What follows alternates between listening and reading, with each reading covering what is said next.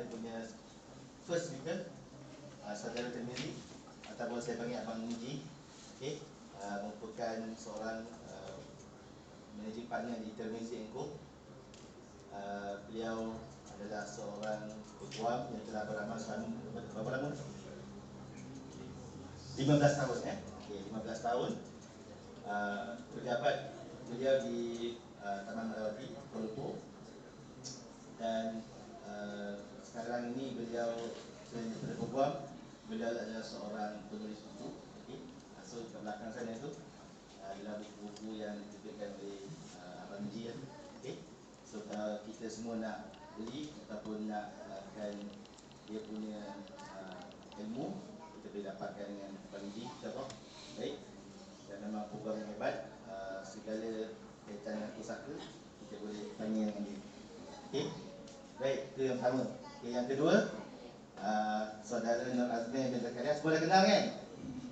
Okay, saya panggil Abang Azmi je, Datuk Seri. Okay. Okay, sebenarnya bukan peguam civil tu, sebab dia peguam selebriti.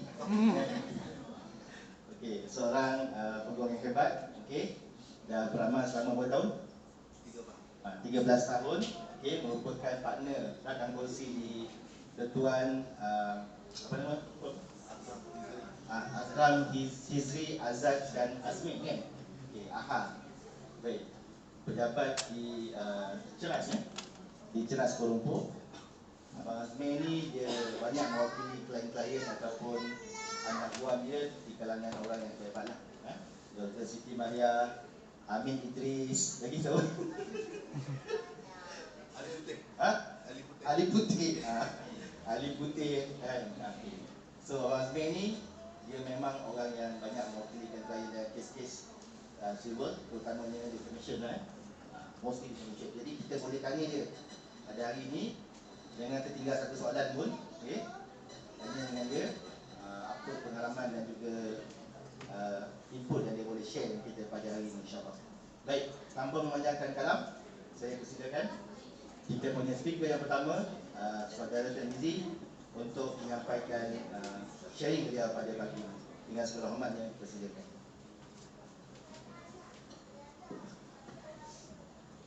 Assalamualaikum warahmatullahi wabarakatuh.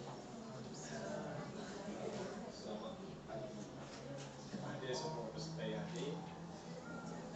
Saya ingat kita ada 30 minit untuk saya bisa. Terkejut saya 15 minit. 15 minit intro tu dah habis. InsyaAllah 30 minit untuk saya share pengalaman saya, dan 15 minit untuk soal jawab atau lebih kurang. Saya jadi apa kita kata, panel yang pertama kan. Panel pertama ni dia jadi lain sikit sebab panel seterusnya dia akan ikut trend panel yang pertama. Kalau panel pertama curi masa, panel kedua curi masa juga. Yang last kali dapat 10 minit. Jadi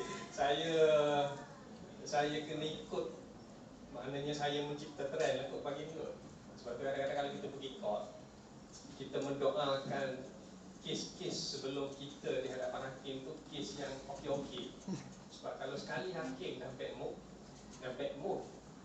kita punya lepas tu pun jadi bad mood juga, walaupun kes kita okey je. Kadang-kadang kita masuk awal tu kita nak tengok mood hakim tu kan? Mood hakim. Tapi kalau hakim sivil memang selalunya macam tu lah. Hakim syariah ni kadang-kadang saya tengok emosi dia terjaga sikit. Hakim syariah, jangan hakim syariah yang bad mood lah. Sebab ramai yang daftar ini, ramai yang tanda nak sebagai minat syariah tu kan, ramai yang tanda sebagai minat syariah.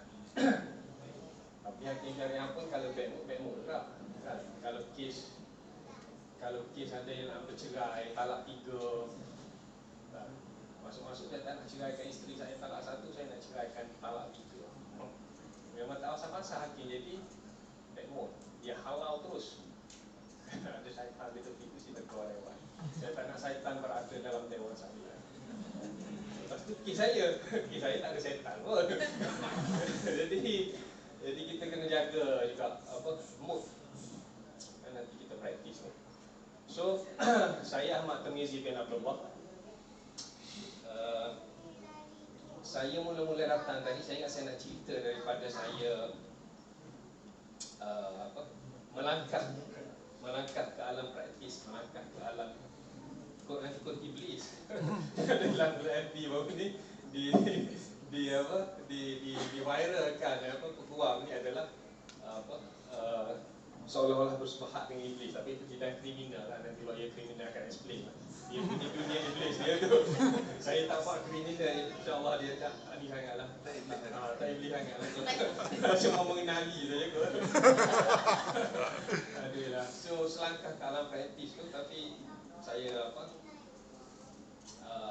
intro dengan Muslim tadi, nasib baik pun saya intro tadi, saya ingat. So saya akan mulakan selepas daripada grad lagi lah.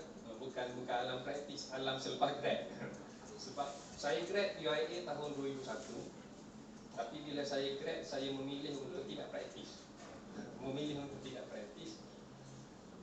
Saya sambung master MCL secara part time, dan dalam masa yang sama saya jadi pensyarah. Tetapi bersyarah di hadapan student dengan bersyarah di hadapan hakim lain. Jangan kita fikir kita dah biasa bersyarah, tak ada masalah lah masuk kos, tapi lain. Dunia itu lain. Sebab bersyarah di hadapan student, kita kelentong ke student tak apa. Bersyarah di hadapan hakim, kita salah sikit, kita disekolahkan oleh hakim. Kena yang lagi teruk, dia boleh baling saja kita punya kertas apa semua lah. So lain, jangan kita ingat kita boleh bercakap, maka kita boleh bercakap di mahkamah. Kalau rasa tak apa-apa nak boleh bercakap, buat konvensi. Dia tidak perlu bercakap depan mahkamah, di dalam mahkamah. Dia bercakap dengan klien aja lah. Dia kena mati isi konvensi ni. Apa yang saya explain mengikut pengalaman saya. So 2001 saya grad. Saya menjadi pensyarah di College Stanford, ya, College swasta, dan juga pensyarah sambilan lah di beberapa college, termasuk di pada masa itu banyak college swasta lah. Tahun 2001 Husin pun masa itu dekat Pandan, ada Husin pun masa itu masih lagi college swasta yang kecil lah. Sehinggalah 2005 baru saya chambering, 2004 saya chambering, 2005 saya call to the bar lah. Dan 2005 juga saya grad master saya. Master saya tulis secara tesis sahaja tentang hudud dan kisos.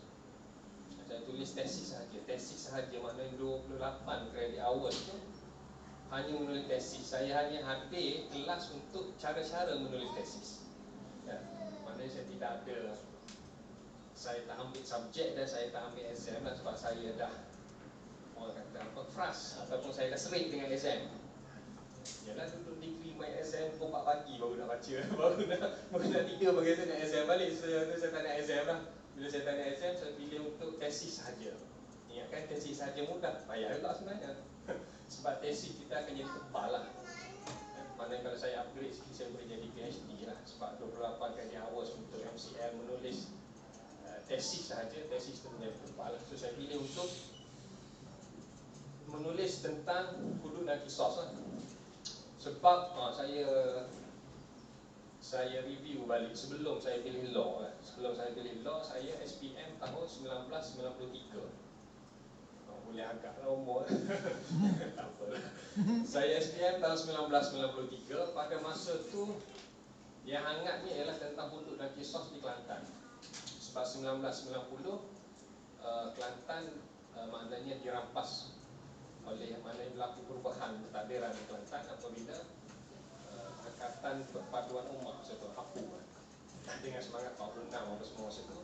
So masa tu hudud dan kisos dia punya drum dia punya nada dia tu agak kuat, sehingga kan 1993 itu diluluskan enakmen Kanun Jenayah Syariah 2 Negeri Kelantan. Dan pada masa itu saya SPM, dan dia punya semangat tu menyebabkan saya jadi, saya kata selepas SPM saya nak ambil undang-undang lah kot. Saya nak belajar tentang hudud dan kisos ni supaya saya faham macam mana kita nak buat dan kenapa kita tak boleh buat. So lepas SPM, maknanya result tu okey apa semua, saya masuk matrik. Saya sepatutnya grad tahun 2000 lah. Cuma saya ada study leave sikit, saya grad 2001. So saya sambung lagi pasal minat saya tentang hudud dan kisos tu, saya sambung MCF dan saya buat tesis sahaja tentang hudud dan kisos.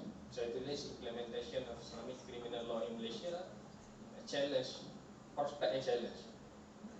Challenge and prospect. Challenge dulu baru ada prospect. Sehinggalah tahun 2005. Dan mungkin disebabkan merit ataupun disebabkan saya dah menulis tentang hudud kisos apa semua tu, dan tahun 2014 apabila kembali hangat, kita nak, mana Kerajaan Negeri Kelantan nak pindah Enakmen Jenayah Syariah 2 tahun 1993 tu dibuat pindahan. Pada tahun 2005 tu saya dipilih sebagai jawatan kuasa penambahbaikan di Kelantan, dan saya juga dipilih sebagai jawatan kuasa teknikal di peringkat pusat yang hudud kisos tu lah, yang pasal roadmap lah apa semua tu. Tapi saya tak boleh cakap benda tu sulit. Tapi orang lain cakap dulu.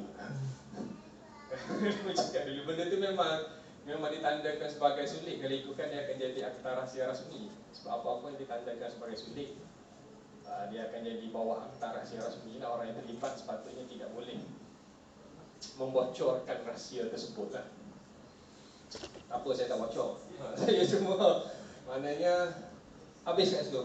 Habis saya punya teori segala hudud kisos saya habis. Maknanya saya belajar secara detail, saya buat tesis dan saya terlibat dalam jawatan kuasa seumpamanya lah. So isu-isu RUU 355 macam mana nak pindah, macam mana halangan tu berada di dalam kepala saya secara teori. Sebab kita memang tak praktis pun. Kita ada kesalahan hudud, tapi kita tidak ada pelaksanaan hukuman hudud. Kan, maknanya zina dekat kita kira sebagai macam haluat sahaja. Jadi macam tu. So 2005 saya saya call terbang. Saya call terbang 2005, dan masa 2005 tu saya juga Kongo untuk master saya. Tahun 2005 juga saya buka firm sendiri. Saya dalam 5-6 bulan je saya makan gaji. Lepas tu saya buka firm sendiri. So 2005 saya mulakan dengan convincing. Saya mulakan dengan convincing. Ini pun adik-adik yang akan grad ataupun yang belum lagi memulakan chambering pun, kita kena pilih. Jangan kita pilih firm yang kita nak chambering itu atas dasar dia dekat dengan rumah, dah ada kawan masuk. Sebab first kita melangkah tu, kita akan masuk dalam dunia guaman tu mengikut apa yang firm tu fokus. Kalau kita nak buat kriminal, kita masuk firm yang buat konvensi, tak jadilah. Payah pula kita nak alih tu. Kalau kita minat nak buat kriminal, kita terus saja masuk yang ada iblis-iblis tadi lah. Terus saja kita pilih yang tu. Kita jangan takut-takut. Kita jangan. Maknanya kalau kita betul nak buat konvensi, kita masuk konvensi. Nak buat syariah, masuk firm syariah. Nak buat sivil, masuk sivil. Tapi saya cerita pengalaman saya lah. 2005 tu saya masuk firm konvensi. Saya buat loan masa tu. Saya buat loan. Konvensi ni pula kita boleh pecahkan kepada dua lah, sama ada buat loan ataupun buat SMP. Tapi bagi saya, kalau buat loan tak buat SMP, tak mahir lagi konvensi. Dia kena buat SMP sub-sale. Jangan buat SMP developer sale yang pergi launching saja, itu pun sikit sangat. Ataupun yang buat perfection of transfer, perfection of charge, itu sikit saja. Ataupun buat habis hutang orang je. Habis hutang itu memang sebahagian kecil dunia konvensi. Kalau nak mahir dunia konvensi, nanti second siri kita ada peguam konvensi kita, mungkin Tuan Satu Khairi yang lebih glamour semua akan bincang pasal konvensi. Kita kena buat subsale. Saya mulakan konvensi dengan loan. Maknanya saya advice bank macam mana cukupnya dokumen untuk kita advice reading, kemudian advice balance purchase price. Kemudian barulah setahun lepas tu saya jumpa ejen lah. Untuk buat subsale kita kena berkawan dengan ejen. Dia panggil RAM, Real Estate Negotiator. Kalau yang minat tu, yang suka jual tanah apa semua tu, memang peguam pun kena terlibat dalam dunia ejen lah. Sebab kalau kita tak terlibat dengan ejen, kita tak dapat file. Sebab yang buat jual beli rumah dia ejen. Dia ejen tu pula dia bebas.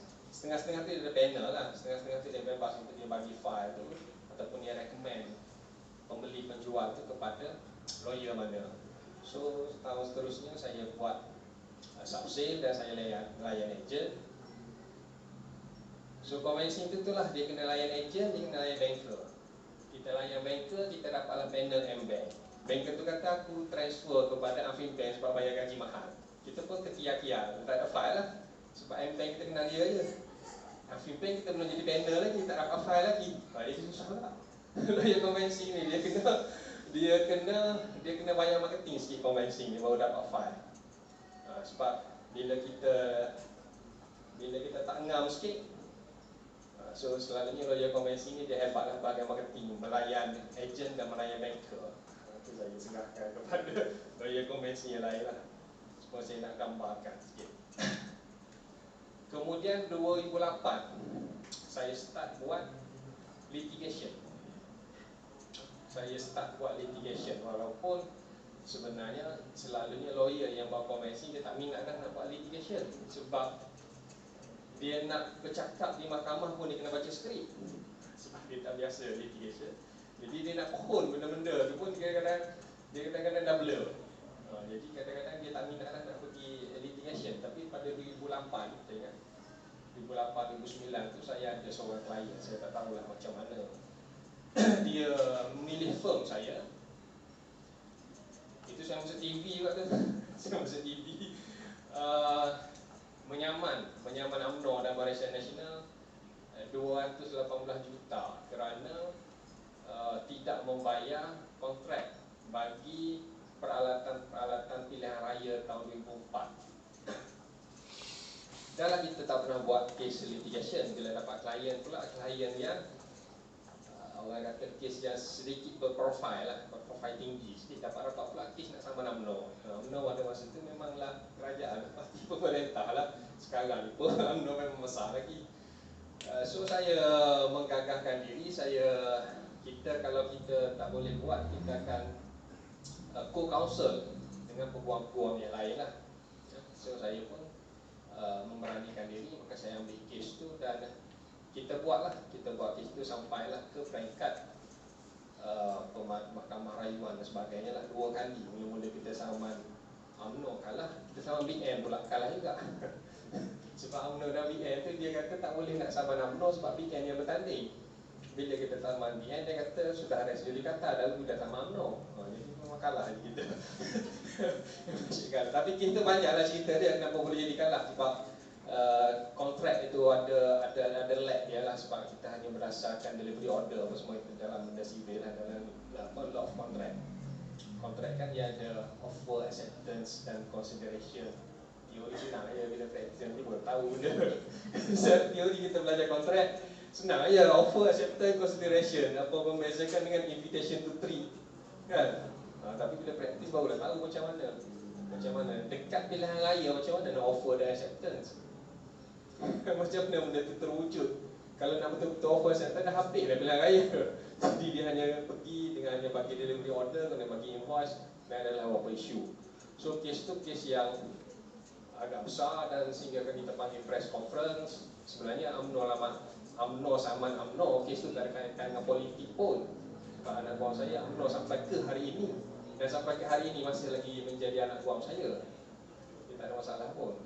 Dia bukan isu politik. Cuma bila dia melibatkan saman parti politik yang besar tu, mungkin peguam lain tak berani nak ambil, saya tak tahulah. Kan, menyebabkan bila saya saman Datuk Afarizam menjadi peguam UMNO, saya berkenalan lah dengan Datuk Afarizam. 2008 tu, cerita 2008 menyebabkan saya kenal dunia litigation, civil litigation lah, bukan criminal litigation. Saya kenal civil litigation daripada kes tu lah. Saya belajar macam mana untuk mendraft pleading, macam mana prosedur dia, dengan striking out ni apa semua, dengan saya menang JIP pada mulanya, kan? Di striking out pula segala. Sebab civil litigation ni dia akan banyak interlocutory. Dia banyak interlocutory yang kita kena mahir taktik dan strategi phishing, kan kita nak phishing defense sebelah sana, kita nak phishing dokumen macam-macam. Sivil dia ada seni dia. So daripada situ saya buat maknanya saya buat litigation lah, dan tidak tinggalkan conveyancing tu.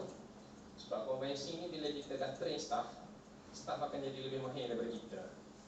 Tapi staff tu jangan berlawangan dia nak jadi lawyer sebab dia conveyancing je. dia tak. Sebab lawyer ni kita akan belajar semua, akan belinya, talknya, jurisprudence. Kalau ada staff conveyancing tak jadi lawyer, kita bagi bahagian jurisprudence, kita dia pening tak jadi lawyer lah aku jadi staff conveyancing je lah. Dia janganlah dia ingat dia staff conveyancing puluh-puluh tahun dia senang-senang nak jadi lawyer, sebab conveyancing itu sebahagian sahaja.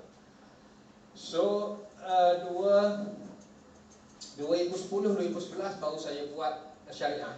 Saya belajar, saya sambung di SLP. Di SLP itu selepas ambil di SLP apa semua, saya baru buat pula syariah. Ini saya nak cerita pengalaman saya, mana saya conveyancing saya dah buat, litigation saya dah buat, kemudian saya buat syariah. Syariah ni pun dia ada dunia juga. Dia ada dunia dia tersendiri. Selepas ni Dr. Zul akan explain pasal dunia syariah ni. Dunia syariah ni dia sedikit berbahaya pada buku kecil. Berbahaya pada buku kecil lah. Sebab kita peguam lelaki, tapi anak guam kita kebanyakannya wanita, yang sama ada sudah menjadi ibu tunggal atau bakal menjadi ibu tunggal. Ibu tunggal pula janda, bukan balu. Sekarang saya buat pusaka ramai balu lah. Balu tu kita tak takut sikit sebab dah mati lah pasangan dia. Kalau janda ni hidup lagi, yang gila talak tu dengan kita berbahaya. Tapi kita kena berdepan dengan. Masa saya buat syariah dulu memang kebanyakan anak kau adalah wanita lah, walaupun kita tak cari. Kadang-kadang yang pelantik pun, kau kenapa mewakili dia?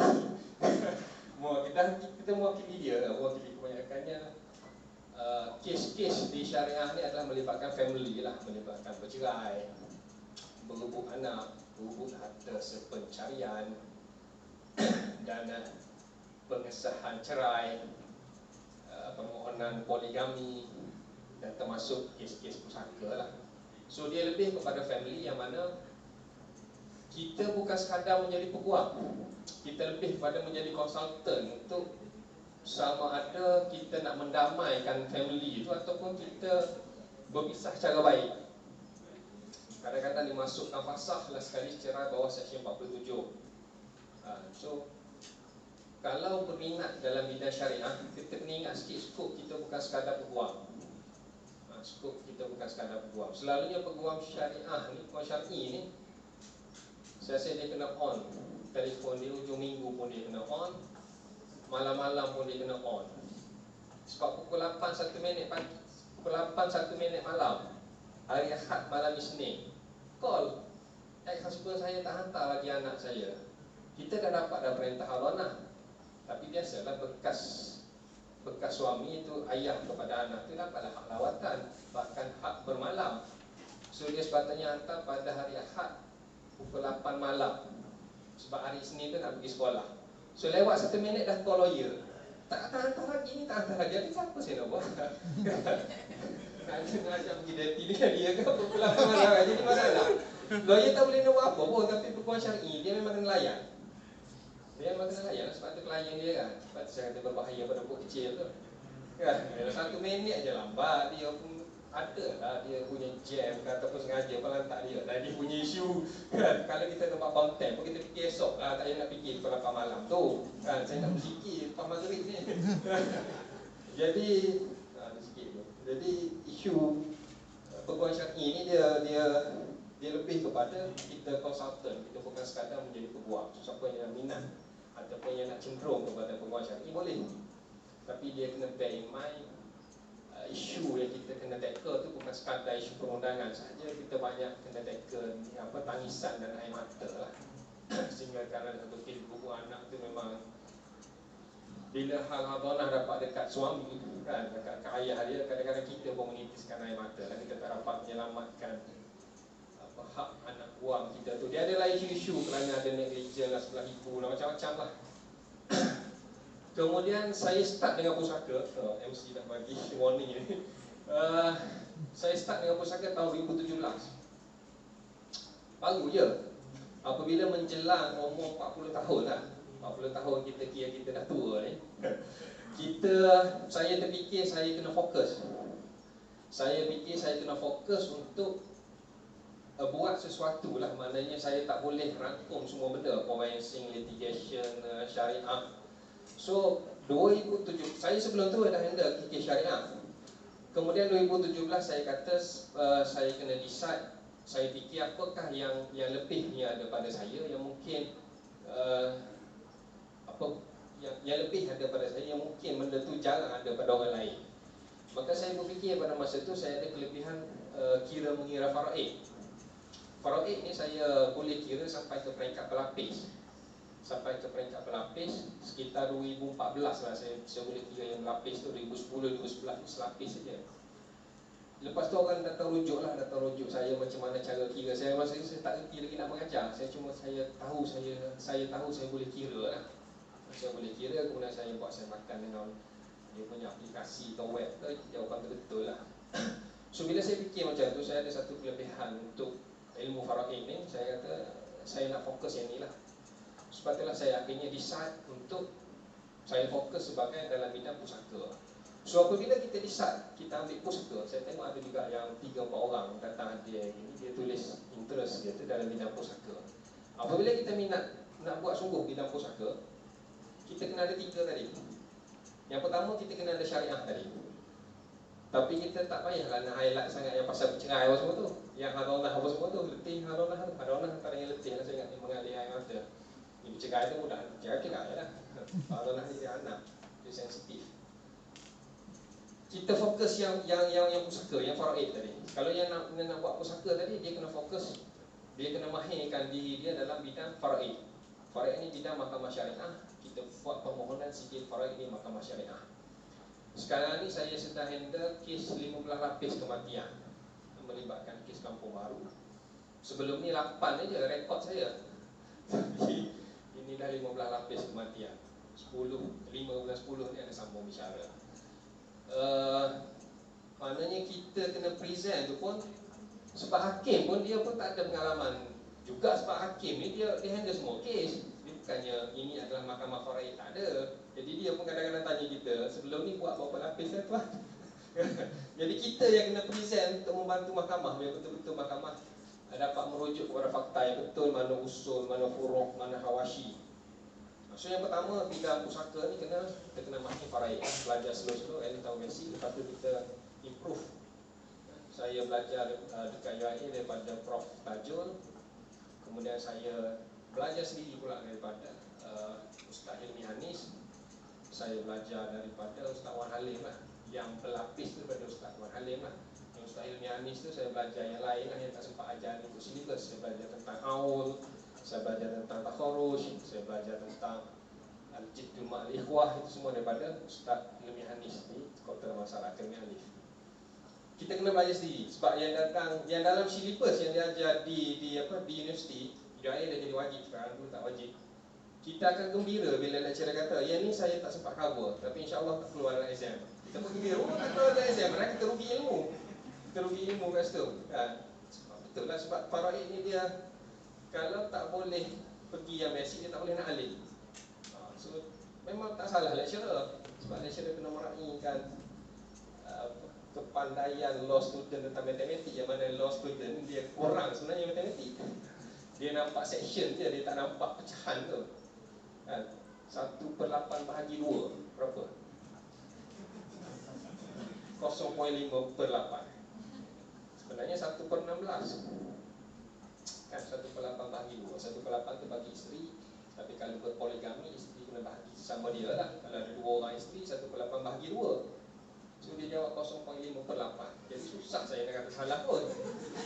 Terror sangat law student. Sebenarnya jawapan yang betul dalam matematiknya 1/16. Tapi itulah law student ni dia lain sikit. Kita kata salah betul, 0.5/8 tu betul. Dia akan hujahkan dengan ringgit Malaysia dia apa semua lah. Dia convert.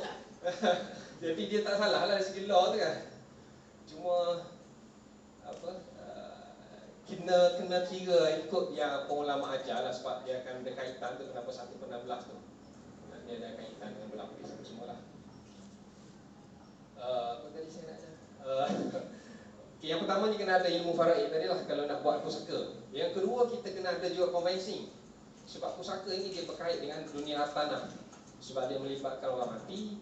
Kemudian hartanah dia itulah yang kita nak cairkan. Dan macam mana kita nak buat turun milik. Macam mana kita nak buat turun milik dan macam mana kita nak buat pindah milik. Apa beza turun milik dengan pindah milik. Kemudian apakah instrumen dia. Instrumen selepas mati itu apa. Instrumen sebelum mati apa. Melibatkan hibah. Wasiat tu instrumen sebelum mati, tapi enforcement selepas mati. Jadi benda-benda macam tu melibatkan dunia convincing kerana dunia hartanah. Dan hanya peguam yang layak untuk membuat dokumen-dokumen berkaitan dengan hartanah. Section 37/2 di Keprovincian Act 1976. Jadi nak tak nak memang kita kena mahir juga convincing lah. Maksudnya kita kena tahu kanun tanah negara, kita kena tahu akta strata, kita kena tahu apa GSA, tanah berkelompok 1960, FEDA apa semua tu, itu kena ada dalam kepala seorang peguam pusaka, walaupun bukanlah convincing 100%. Convincing tu lagi lah kena tahu, tapi peguam pusaka pun dia kena tahu at least tentang pengamanahan, tentang power of attorney, Section 34 Kanun Tanah Negara dan sebagainya. Dan yang ketiga, untuk peguam pusaka dia kena tahu juga litigation tadi. Sebab dunia probate, kita ada akta probate, yang mana probate ini dia melibatkan litigation.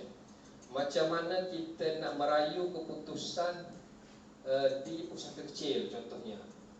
Pusaka kecil selalunya bila nak merayu dia dah lebih pada masa. Kita kena buat permohonan merayu di luar tempoh masa. So macam mana kita nak plead, kita nak draftkan kita punya affidavit sokongan, nak menjawab affidavit, mengeksibitkan benda-benda apa yang patut. Kemudian kita nak bawa jangan bertulis, nak buat percarian kan, exist percarian tu tidak seni je lah, seni buat carian, kita tak jumpa kes. Jadi litigation tu kita kena ada juga dalam dunia pusaka, sebab memang banyak kes yang melibatkan litigation pun dan bergaduh tak habis-habis. Bergaduh tak habis-habis, tak nak kena nak buat litigation lah. Contohnya adanya pagi ni saya ditanya tentang kes penipuan affidavit yang ditanya sendiri oleh pemohon, padahal dia tak sign pun. Itu melibatkan macam mana kita nak proceed, sama ada melalui judicial review ataupun melalui appeal. Saya rasa judicial review lebih kena lah tu. Kena belajar lah saya lebih convincing. Sebab kalau kita salah masuk mode convincing litigation tadi, civil litigation, kalau kita salah masuk mode of action kita tadi tu, file kita akan dibuang macam tu aja. Sebab kita salah masuk. Sepatutnya kita masuk judicial review tapi kita masuk appeal. Appeal berdasarkan section mana? Tak ada. Contohnya lah yang kita belum masuk. So kita kena ada juga ilmu litigation. Dekat situ barulah kita akan mahir dunia pusaka. Dan dunia pusaka ni yang jadi menariknya, kita akan rasa kepuasan yang tidak terhingga. Dia tidak berbahaya sangat pada buku kecil. Sebab kita berurusan dengan balu. Balu ni selalunya dia lebih stay, dan dia akan gembira bila kita dapat mencairkan aset dia, dan kita dapat menjelaskan supaya dia tidak termakan harta batil, dan bagaimana anak-anak dia tu dapat dilindungi. Kita dapat jelaskan benda tu. So kita akan gembira apabila melihat anak buah kita gembira. Dia bergaduh pun, dia bergaduh tentang harta yang sudah pun ada, cuma macam mana cara nak diagihkan sahaja. Dia tidaklah sampai ke peringkat nak merebut anak tu tadi. Cuma siapa yang akan jadi walimah apa semua tu je lah. Dia yang menjadi bestnya peguam pusaka ni, yang pertamanya, kita akan rasa gembira apabila waris-waris itu kita dapat selesaikan mereka tu daripada kemelut fitnah harta pusaka tu.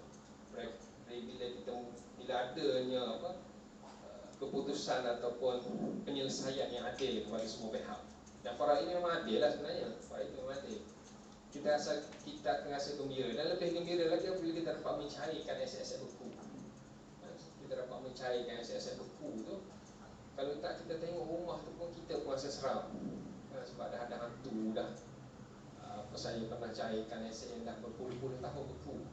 Tak sampaikan tak jumpa geran, tak tahu nombor geran. So bila kita buat, saya saya lah, saya rasa kita punya kepuasan apabila kita dapat melihat anak guam kita mencapai keadilan, harta dapat dicairkan, anak-anak pun faham apa, ibu-ibu pun faham. So kepuasan itulah yang tidak ternilai. Yang tidak ternilai dengan maknanya kita dibayar lah upah kita apa semua tu, apalah yang legal fee tu. Tapi bukan legal fee tu yang menyebabkan kita terlalu gembira. Yang menyebabkan saya lah, saya jadi gembira apabila saya dapat selesaikan satu kes. Maka kegembiraan itu kita rasakan tidak boleh dibayangkan bila kita dapat menyelesaikan satu kes pusaka. Dan sekarang ni kes pusaka dia terlalu rumit. Kampung barunya, yang di luar kampung barunya. So itu cerita saya. Dan dari segi persediaannya, kalau nak buat kes pusaka, kena berada dalam beberapa alam lah. Alam syariah kena ada, alam sivil kena ada, alam konvensi kena ada, alam tanah. Barulah kita betul-betul boleh buat, kita boleh fokus tentang kita buang pusaka. Dan dia punya peluang banyak lah. Macam saya sekarang, saya dilantik sebagai ahli majlis penasihat perbananan pembangunan kampung baru. Itu dia punya lain-lain lah. Saya boleh tulis buku, saya boleh pergi ceramah. Saya dilantik menjadi ahli majlis penasihat perbananan pembangunan kampung baru. Saya dilantik menjadi jawatan kuasa untuk syarikat amanah. Mana kita berguam, kita boleh dilantik. Saya dicalonkan untuk menjadi jawatan kuasa untuk Majlis Agama Islam Selangor, menjadi penceramah di IFIM. IFIM pun nak perkenalkan kursus yang berkaitan dengan harta pusaka. So kita boleh pergi banyak. Apabila kita pergi pada harta pusaka tu, dia ada banyak lagi bidang dia tu, yang mana kita tidak meninggalkan karier kita sebagai peguam tu, tapi kita boleh pergi ke situ. Bukan, ialah sebagai side income tu side income lah, tapi maknanya dunia kita tak terlalu luas lagi. Kerana dunia dalam bidang pusaka kita luas. Kita akan liars dengan macam tadi lah, pembangunan kampung baru, Majlis Agama Islam Negeri, syarikat-syarikat amanah, macam saling interasti, wasiat syok, semua kita akan liars.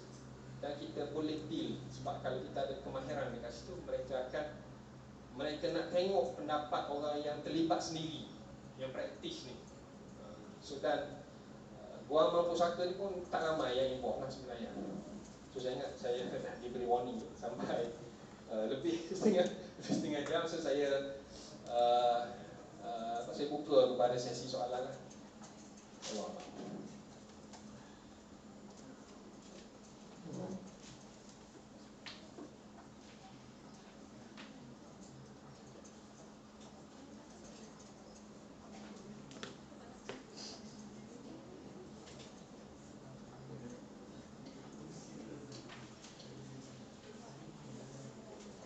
Kita ada 15 minit kalau soalan. Okey. Banyak-banyak. Ada sesiapa yang nak tanya? Silakan. Terus direct je lah. Alright. Orang tanya, JK tanya. JK tanya. Saya nak tanya, bagaimana cara beri pusaka ni buat duit? Adakah dengan skill fee ke, ataupun ada set percentage ke? Kau mengambil bukan pusaka. Ataupun ambil persen jual ni dapat persen ke? So sebenarnya, dia nak buat duit, dia boleh kaya lah. Dari segi buat duit di bidang pusaka ni, yang pertamanya ialah selalunya harta pusaka ni waris dia nak jual. Sebab takkanlah kau nak duduk kat dapur, aku duduk kat ruang tamu. Bila-bila lagi kalau isu dia ada pula 2 isteri, kan faraid kan dia bagi semua waris. So selalunya waris dia tidak ada sentimental value dah, dia nak jual je, dia nak duit cash je. Kecuali setengah kes yang mungkin hanya simple, yang melibatkan hanya isteri dan anak-anak. So dia nak duduklah kat rumah tu. Kalau melibatkan 2 isteri, melibatkan ada anak dan adik-beradik kepada si mati, selalunya dia akan jual. Dan bila dia jual, dia akan jual pada harga murah. Dan lawyer dulu tahu harga tu. Dan lawyer boleh counting, lawyer pusaka boleh counting dengan lebih-lebih lagi murah. Dia nak jual murah dah, tapi kalau tuan nak beli, lagi murah saya bagi. Sebab kita yang mencairkan aset tu. So kalau kita mempunyai modal ataupun kita mempunyai kawan-kawan yang ada modal, saya pun dalam proses untuk pertumbuhkan syarikat yang berhak lah, yang invest dalam bidang ni. Maknanya maknanya kita boleh dulu menjadi orang pertama yang beli rumah-rumah yang macam ni. Kadang-kadang diskaun dia bukan RM1,000, RM2,000, RM10,000, RM100,000 pun boleh. Sebab dia kira nak let go je. Lagipun dia let go kepada peguam pusaka, lagi dah peguam teliti buat. Kalau dia let go kepada konvensi yang biasa, pening juga nak macam mana nak dapat order for sale. Setengah-setengah tu dia melibatkan OKU mental. Tapi peguam pusaka tahu buat semua tu. Kita boleh ambilkan perintah pelantikan jawatan kuasa untuk orang dan estate for session 58 Pelaksanaan Mental 2001 contohnya. Jadi nak jawab soalan je, maknanya pertamanya kita berpeluang untuk menjadi mana kita jana keuntungan tu dengan membeli property pada harga yang murah daripada market value, dan seterusnya kita boleh sama ada nak petik sewa, mana kita boleh berniaga dalam bidang tanah lah. Tapi kita kena ingatlah selalunya tanah yang diberi kepada rakyat pusaka ni selalunya rumah hantu lah, sebab dia murah. Jadi kita kena berkawan dengan geng-geng halau hantu ni lah, ustaz-ustaz dengan rukiah ni sikit. Ada hantu betul ataupun hantu yang kadang-kadang setengah rumah tu menjadi tempat penagih dadah bersarang. Tapi memang murah lah, so kita boleh jalan duit kalau kita ada sedikit modal. Kita beli pada harga murah, kita renovate dan kita sewa dan kita jual balik. Satu. Nombor dua, pusaka ni tidak ada dalam schedule, tidak ada dalam solicitor remuneration order. First schedule, second schedule, dia masuk dalam sixth schedule. Dia masuk dalam jadual ke-6. Jadual ke-6 ni mengikut kesusahan kita lah. So kita boleh charge per meeting, kan? Kita boleh charge berapa kali kita attend meeting. Ialah sekali attend meeting dah bergaduh 2 kali. Secondly attend meeting baru menangis. 3 kali attend meeting yang barulah berpeluh. So 3 kali lah kita attend meeting itu, per meeting tu kita boleh charge. Kalau kita pergi kat rumah dia pula kita boleh charge mengikut maknanya dia tidak ada satu standard. Sebab bangunan sivil tak ada standard. Yang standardnya selalunya convincing lah. So kita boleh charge mengikut kesusahan ataupun kesenangan kita tu. So benda tu tidak terbatas lah. Sebab macam mana kita nak ukur kesusahan kita chair meeting tu apabila bergaduh anak sulung dengan anak bongsu, kan? Anak bongsu kata itu nama engkau, tapi sebenarnya duit ayah pun, ayah tumpang nama engkau, jadi pusaka juga. Kita pun pening pusaka macam mana sebab nama anak sulung. Tapi kita kena raihkan juga argument anak bongsu ni, kan? Kadang-kadang ayah pun dia beli tapi tumpang nama anak. Salah juga si ayah ni pun. Jadi tidak ada argument, tapi ayah tu mati, anak tu kata dia harta dia, padahal anak yang ni pula kata itu tumpang nama je. So kita nak selesaikan benda tu berapa kali meeting, dan benda tu tidak ada satu standard, dan kita boleh charge supaya orang lain tak boleh nak pertikaikan kita punya kemahiran menyelesaikan sesuatu isu di kalangan waris-waris atau pusaka tu. So dia tidak ada satu standard. Dan apabila kalaulah kita dilantik jadi pentadbir, kadang-kadang ada kes yang mereka ini ataupun si hidup ni dalam wasiat dia sudah melantik peguam menjadi pentadbir, menjadi wasi dalam surat wasiat. Dia tak nak orang lain. So kalau kita dilantik jadi pentadbir, lagi besar iuran sebenarnya. Tidak boleh melebihi daripada 5%. Maksimumnya ialah 5%. Selalunya syarikat amanah ambil 2%. So lebih besar daripada konvensi lah, sebab konvensi 1%.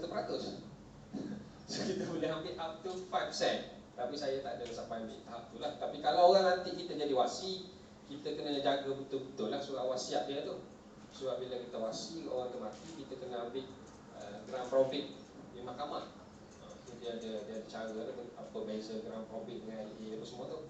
So dekat situ di dalam profit punya akta tidak boleh melebihi 5%. Tapi kita boleh charge melebihi 5% daripada anak guam. Yang 5% tu daripada harta pusaka, kita didak daripada harta pusaka. Sebab apabila harta pusaka itu dicairkan, kita boleh didak maksimum 5%. Itu kita tak perlu minta izin lah sebenarnya. Kita bukan tak izin, kita just bagi biar mereka tahu dan kita didak.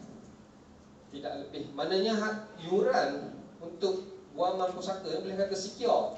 Sebab kita boleh didak daripada harta pusaka itu sendiri. Dia panggil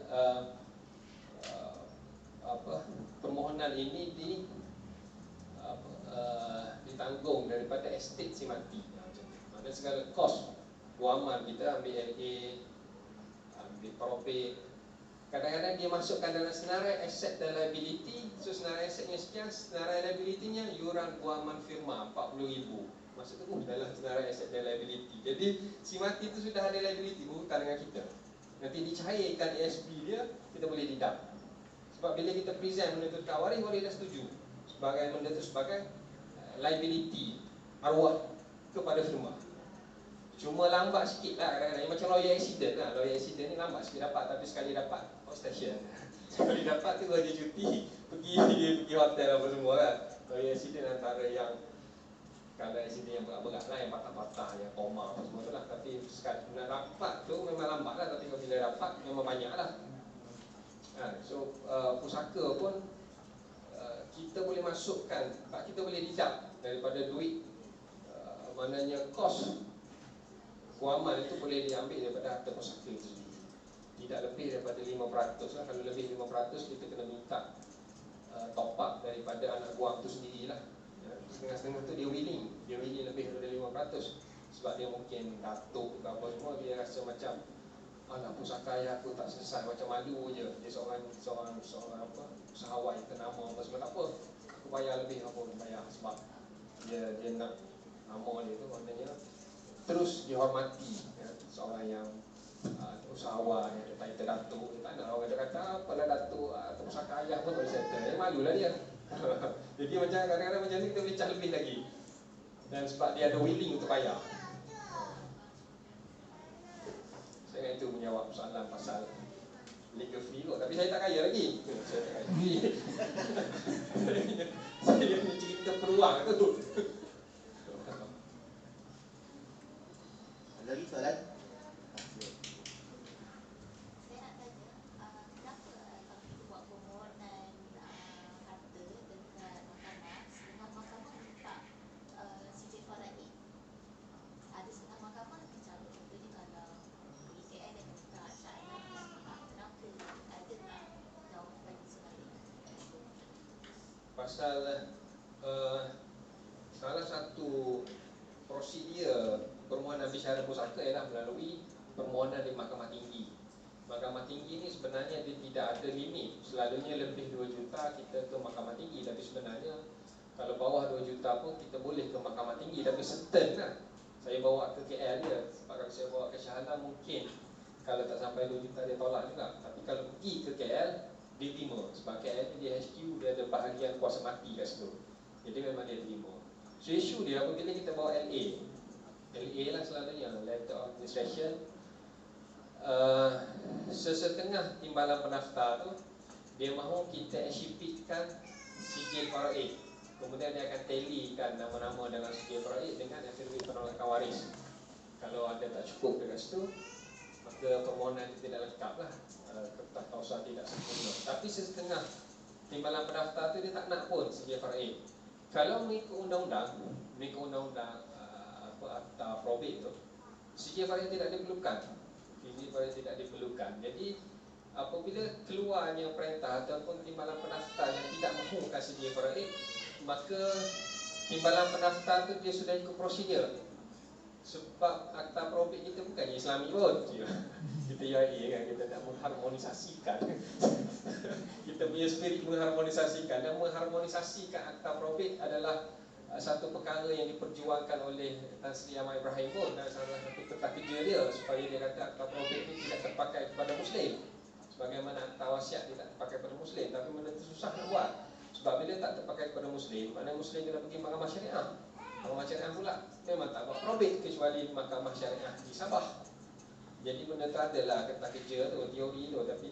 Tapi ini antara isu yang saya nampak kenapa berlakunya banyak juga kes yang dia sebenarnya kalau ikut akta probate tu kita bagi senarai waris, kita exhibitkan senarai waris dalam affidavit sokongan, itu sudah memadai. Dan bila timbalan pendaftar luluskan, maka betul dari segi prosedur. Cuma mungkin timbalan pendaftar tu dia sudah ada Islami punya spirit. Jadi dia ketakkan, dia kata aku tak nak ni, aku nak juga sijil faraid, maka bagilah peluang untuk perempuan syar'i cari makan. Itulah sijil faraid. Saya boleh buat saya banyak faham sijil faraid saya boleh buat. Bukan pergi mahkamah tinggi pula kan. Jadi jawapan kepada benda itu sebenarnya bagi saya mahkamah tidaklah silap apabila tidak memohon sedia Ibrahim. Cuma saya difahamkan di beberapa tempat ada juga timbalan pendaftar yang minta juga sedia Ibrahim. Bagi saya itu pun tidak salah juga lah, sebab dia ada kuasa dia.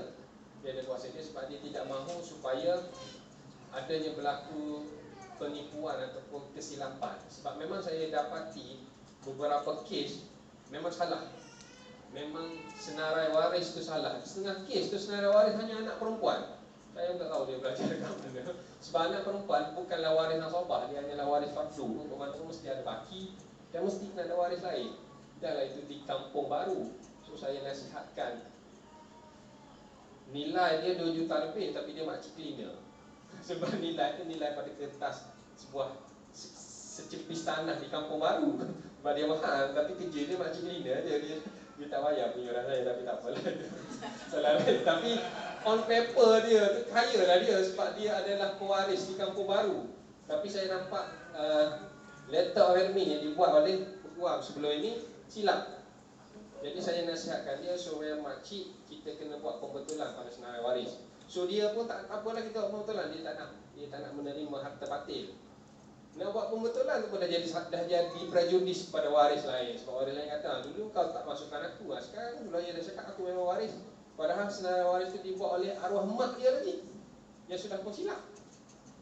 Jadi mungkin timbalan pendaftar tu dia kata dia nak elakkan kesilapan tu, maka dia buat strict. Walaupun benda tu tak ada dalam akta probate, so dia buat strict, maka dia pukul, dia pinta lawyer tu pergi buat sedia Ibrahim terlebih dahulu supaya tidak berlaku kesilapan tadi. Saya menyokong juga yang macam tu sebab mudahlah kerja saya. Tak adalah saya nak, sebab membetulkan kesilapan tu lebih susah lah daripada kita buat yang awal. Buat yang awal tu memanglah rumit sebab kita kena buat faraid dulu. Tapi at least kita buat tu dengan betul. Allah. Okey, ada soalan? Baik, terima kasih ucapkan kepada saudara Tarmizi atas perkongsian. Biasa dia share ni.